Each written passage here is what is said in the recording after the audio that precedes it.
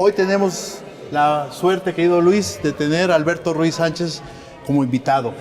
Maravilla. Gran escritor, poeta, ensayista, Traductor. cuentista, traductor, y recibió el premio, el homenaje al mejor bibliófilo de la FIL de Guadalajara. Qué bueno que estás con nosotros, querido. Muy contento de estar con Alberto. A mí me emociona muchísimo. Cuéntanos de eso, Muchas del gracias. amor a los libros. Pues bueno, sabes, como todos los premios, yo tengo una relación de enorme alegría con los premios y conciencia de que los premios en realidad son regalos que alguien te da. Es alguien que decide que te lo mereces, independientemente de que lo merezcas o no. Y los regalos hay que agradecerlos. Y yo creo que nadie se merece nada especial. Ese es mi sentimiento. Por lo tanto, menos yo. Y que te digan un reconocimiento, que la gente te regale eso, una enorme sonrisa, es un acto que además es excepcional, llena la vida, ¿no? Y si lo agradeces es como eso, como un regalo, nada en relación con los méritos. Oye, Alberto, me han dicho que tienes una biblioteca impresionante. Cuéntanos de eso. Bueno, mira, tengo una biblioteca que yo llamo una biblioteca de trabajo, pero mi trabajo es ser poeta. Y el trabajo de poeta no es sacar de los libros, sino al contrario, añadir a las bibliotecas del mundo las cosas que tú ves de toda la vida. Sin embargo, en los libros nosotros encontramos maneras para leer el mundo. O sea, una biblioteca, o por lo menos la mía, yo siento que me ayuda a leer el mundo. Pero no solo eso, sino que además hay como un reto mayor que te presenta cualquier libro, y más una colección de libros que has hecho a lo largo de la vida, que es dejarte leer por ellos. Oye, ¿te puedo preguntar cuáles son tus libros favoritos de tu biblioteca? Es muy difícil porque es como con los hijos o con mis libros. Tengo 28 libros, ninguno es mi favorito. Todos son, para mí están vivos. Me decían que tienes como 25 incunables. No tengo joyas, pero hay muchos que son para mí joyas, ¿no? Tengo, por ejemplo, no son antiguos, nada incunable, pero por ejemplo tengo un libro que conseguí en una farmacia de Marruecos, que es una farmacia que tiene alas de pájaro, pieles de lagartija, ungüentos, plumas y arenas de todo tipo. Y ahí había un manual de un médico de los años 30, que era un etnógrafo, que hizo el recuento de las medicinas que se usaban en 1930 y tantos en Marruecos. Medicinas como, por ejemplo, cómo lograr que la gente que lava la vajilla en tu casa no la rompa. Y entonces hay todo un ritual que se relaciona con miados de gato y no sé qué. Y hay que lavarse las manos en miados de gato. Entonces, caca de paloma, ¿no? Sí, bueno, hay una cantidad tremenda de cosas muy curiosas, ¿no? Y cosas muy comunes. O sea, a mí también uno de los temas que me importa mucho es el de la medicina tradicional, que también en Artes de México nos hemos ocupado mucho de eso. Pero en mi biblioteca hay sobre todo, ¿sabes?, libros que para mí están vinculados a algo que he escrito o que voy a escribir. Como escribo ensayos sobre autores, la base son autores, ¿no? Y entonces voy a lo largo del tiempo teniendo los libros de un autor, los libros que tienen que ver con el contexto del autor. Muchas veces ya he escrito el ensayo y sigo añadiendo diálogo a esto, porque siempre pienso que yo voy a poder reescribir las cosas. ¿Qué edad tenías cuando decidiste ser poeta? No lo decidí nunca, es más, no lo he decidido. Es una cuestión extraña que viene después, la conciencia de qué eres. Pero para mí la literatura está vinculado con una situación vital. Es que yo soy sonorense, de familia sonorense emigrada a la Ciudad de México. Toda la familia, los primos, los tíos, los abuelos, todos. Y que nos reuníamos siempre los fines de semana. Somos una familia que habla mucho. Y entonces todas las historias que la gente contaba, muchas veces de las cosas que habíamos vivido juntos, me introdujeron, me iniciaron al enorme placer de contar historias y de escucharlas. Y para mí eso es la literatura. Oye, yo quiero meter la cuchara Y la traducción, porque además es un traductor, y la traducción, ¿qué le ha añadido a tu forma de ver la literatura? Para mí la traducción es una forma de leer. O sea, cuando tú traduces algo, te estás enfrentando a otra lengua, es decir, a otra cultura, es decir, a otro ámbito. Y a mí me interesa, yo tengo una idea, y por eso la importancia de la biblioteca. La biblioteca es un espacio, pero para mí cada libro abre un espacio, y cada lengua me lleva a espacios distintos, me hace viajar. Y entonces traducir implica entrar en el ámbito de otras personas, ¿no? Y es una forma de moverte, de estar en dos lugares al mismo tiempo. Traducir, de tener más cuerpo del que traducir tienes. es escribir. Sí, por supuesto. Yo creo, a diferencia de la traducción técnica, la traducción médica que debe ser exacta, la traducción poética tienes que escribir. Si no hay escritura, no es buena traducción. Hay algunos poemas, por ejemplo, las traducciones de Octavio Paz, de John Donne, que traicionan la literalidad del poema. Pero son grandes poemas y grandes traducciones.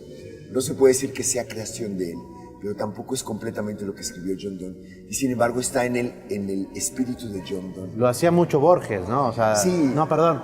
Sí, Borges, por supuesto. Está traducida Virginia Woolf por Borges, Sí. y es... Él tradujo muchísimo, muchísimo. Pero todos los poetas, en realidad, y todos los traductores literarios, recrean.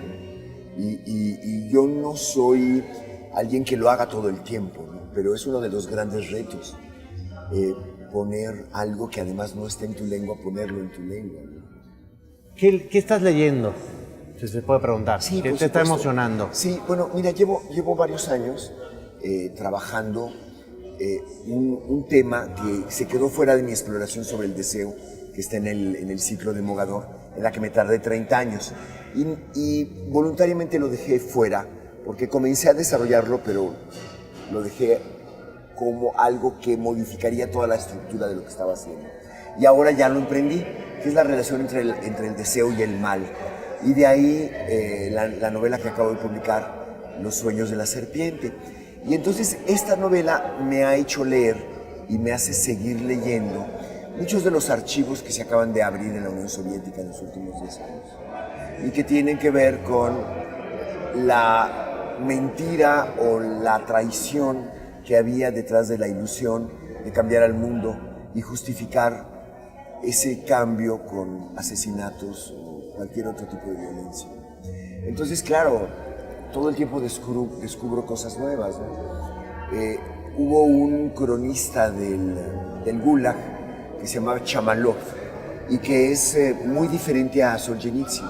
Es menos histórico, es mucho más literario, ¿no? Entonces hay, por ejemplo, acabo de leer un cuento donde Chamalov describe la muerte de Mandelstam, que es un poeta que fue mandado a morir al campo de concentración porque escribió un poema sobre Stalin en el cual habla de sus dedos grasos. Lo mandaron Lo editaron. Y hay la descripción es terrible porque lo ponen a trabajar en un lugar donde se le congelaban las manos, que eran las minas de Siberia. Que está en Solzhenitsyn, ¿no? Vamos a un corte y regresamos para que nos siga platicando sobre...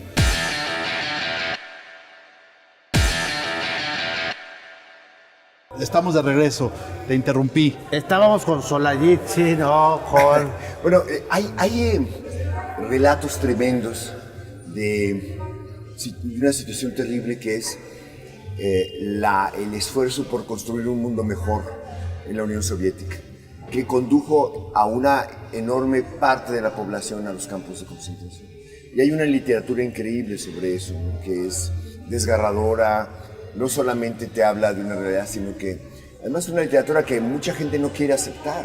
Mucha gente quiere creer que por una reforma educativa o por una reforma social valía la pena asesinar a 20 millones de personas o mandar a 5 millones a los campos de concentración. Y eso, todos estos testimonios te demuestran lo equivocados que podemos estar los humanos cuando tenemos la voluntad de querer. Y sobre todo cuando acallamos la diferencia o la diversidad, ¿no? Sí. Quizá, y perdón por meter la cuchara, o sea, uno no debería meter la cuchara, pero la Unión Soviética, pues uno de los grandes fracasos es el acallamiento de los distintos. Yo me imagino que el mundo ideal, si yo lo soñara, sería donde todos los distintos podemos ser felices. Claro. Y ese estaba contándonos un mundo donde el distinto es acallado o mandado a Siberia.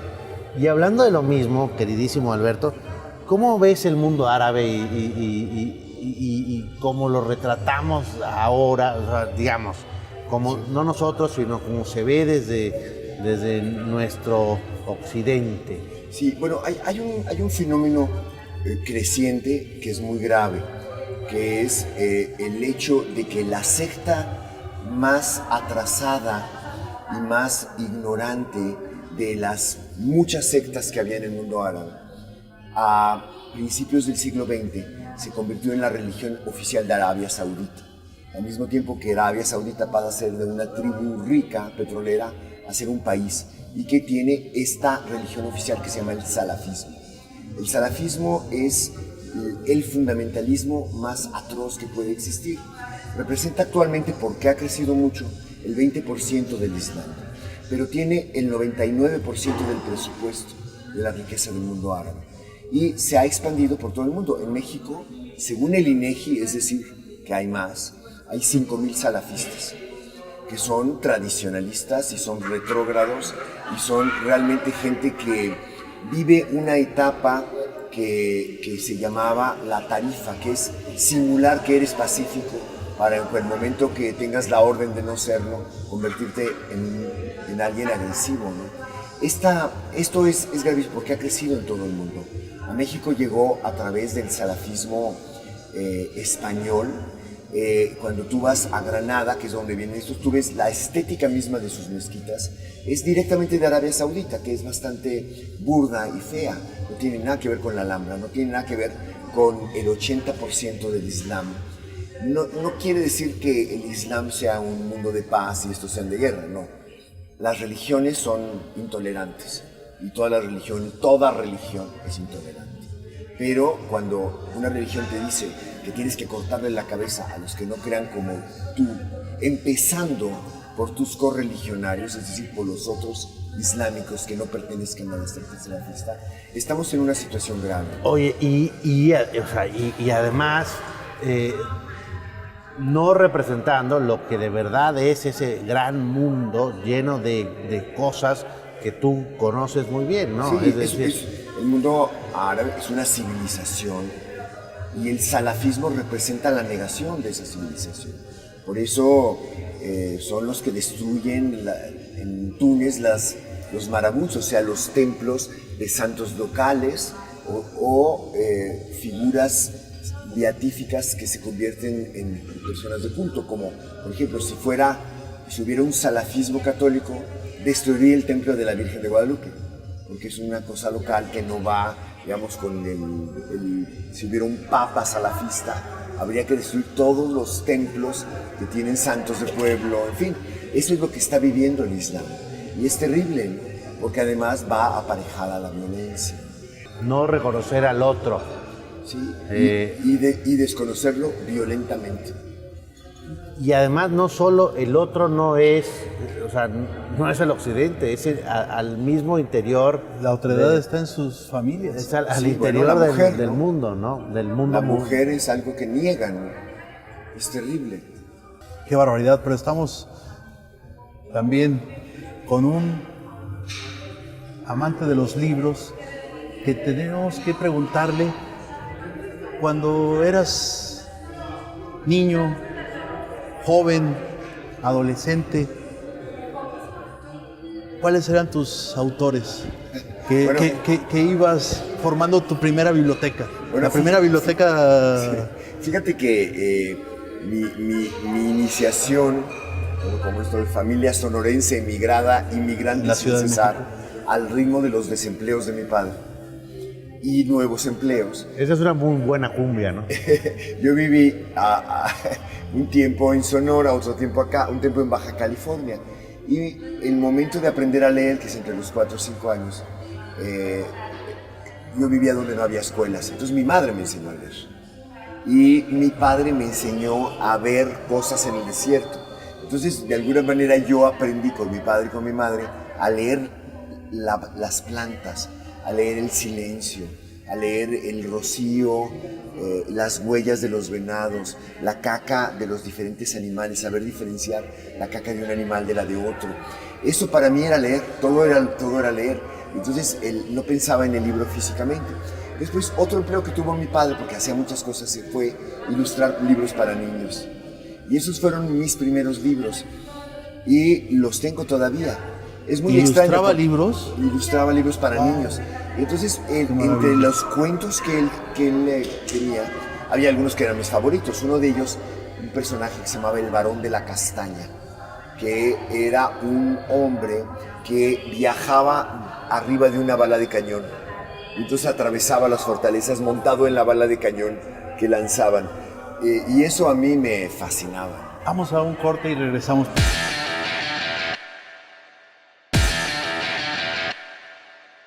Estamos de regreso. Tu primera biblioteca, Bueno, nos estabas platicando sí. de No me llamaba biblioteca ese- realmente, pero era una colección de 20 libros para niños, ilustrados por mi padre. Por tu padre. Y que me enseñó a leer mi madre. Y entonces esos, bueno, por razones... En mi casa no había una biblioteca de la familia. Los libros, y una cosa que cuenta mi madre, es que cuando íbamos a una juguetería y eso, mis hermanos querían juguetes y yo quería que me regalaran un libro, que no estaba en la juguetería, sino estaba en la librería de cristal de al lado, ¿no? Y eso era, de alguna manera, siguen siendo mis juguetes. Pero hay algo curioso que yo nunca los pensé como una acumulación. De hecho, como he vivido en diferentes lugares, tú sabes, cuando vives en diferentes lugares, las bibliotecas no pueden viajar. Y hubo un momento fundamental, que es cuando yo me fui a estudiar a Francia, con una beca para 8 meses, pero con la intención de quedarme lo más que pudiera. Me quedé 8 años. Y escogí un solo libro, que era la poesía completa de Lezama Lima, en una edición que había sacado Six Barral, y que me fascinaba absolutamente, que me introducía a un mundo que era muy difícil de sentir que agotas, y que al mismo tiempo era una fuente insaciable de placer y de conocimiento. Oye, Alberto, déjame interrumpirte, perdón por ser tan violento. ¿Qué poetas te emocionan, te enamoran? O sea, y por eso, Poetas, porque justo estás como hablando de lector. eso, me surgió la pregunta. Sí, bueno, hay muchos, porque además yo creo que en el origen de todo lo que escribimos está la poesía. Es decir, yo he vivido pensando que si yo escribo teatro o escribo un ensayo o escribo una narración, en realidad estoy forzando lo que sale natural de la boca, que es la poesía. Es una sensación extraña.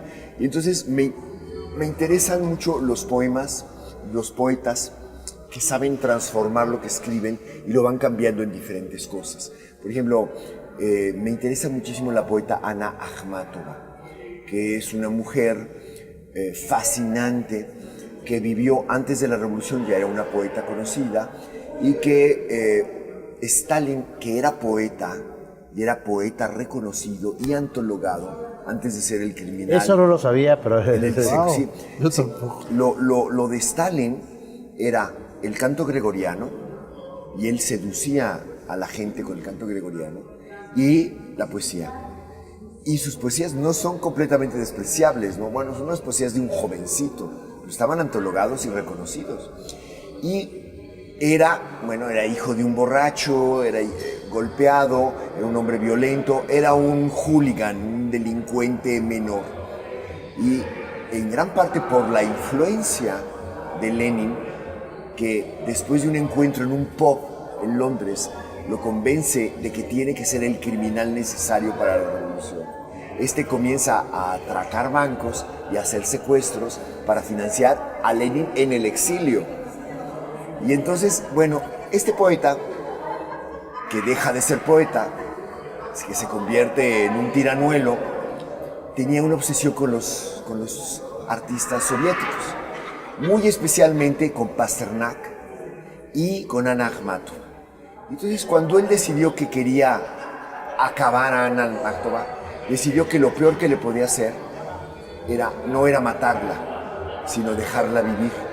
Y matar a su marido, matar a su amante que vino después, y al hijo casi matarlo, ponerlo en peligro de muerte, secuestrarlo y ponerlo en un campo de concentración, en una cárcel 2 veces. Y eso es terrible, es una violencia enorme. ¿Qué otros poetas tienes en tus alegrías como lector? Sí, tengo muchísimos. Por ejemplo, a mí me gusta enormemente... El poeta hablando como lector. Sí, obviamente que me gusta muchísimo Borges. Es un poeta que y me gustan mucho las lecturas de Borges, de Dante, por ejemplo. Me introduce a Dante. Pero también hay otros poetas que son fundamentales en la manera en la que yo leo al mundo. Uno de ellos es Robert Frost, que es el gran poeta de la naturaleza. Es el poeta que me enseñó a leer en un bosque y en los árboles una concepción del destino de la humanidad. Y que además, los poetas los leo, pero trato de ir a donde vivieron, de seguir su mundo, de comprender no solamente el contexto a través de los libros, sino de ir a los lugares.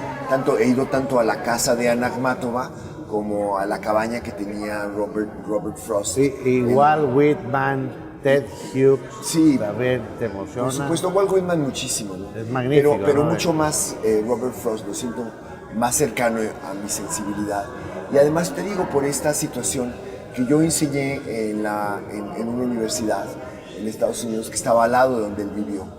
Y hay un monumento al poeta Robert Frost que cuando me dijeron, ¿quieres ir a conocer el monumento al poeta? Yo dije, no, monumentos a poetas no es interesante. Pero el monumento es un paseo en el bosque donde él caminaba, 1 milla, entras primero en línea recta y luego haces 1 milla en redondo. Y ahí hay 10 poemas, en 10 plaquitas. 10 poemas de él, por supuesto. O sea, no hay millas, hay poemas. Hay poemas. Y es fabuloso, ¿no? Por ejemplo, hay un poema muy famoso que se llama El camino no tomado, ¿no? Que es sobre las disyuntivas en la vida y cómo de pronto cuando tomas una, pues la otra, ¿qué fue? ¿Quién sabe, no? Y entonces está cuando el camino se divide y tienes que tomar el círculo por la izquierda o por la derecha.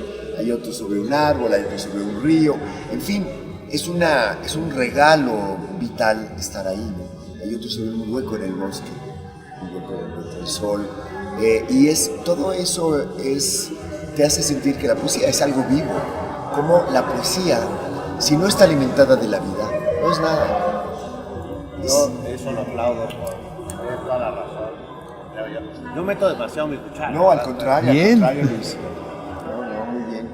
Los poetas son seres entrañables para el lector. La poesía japonesa.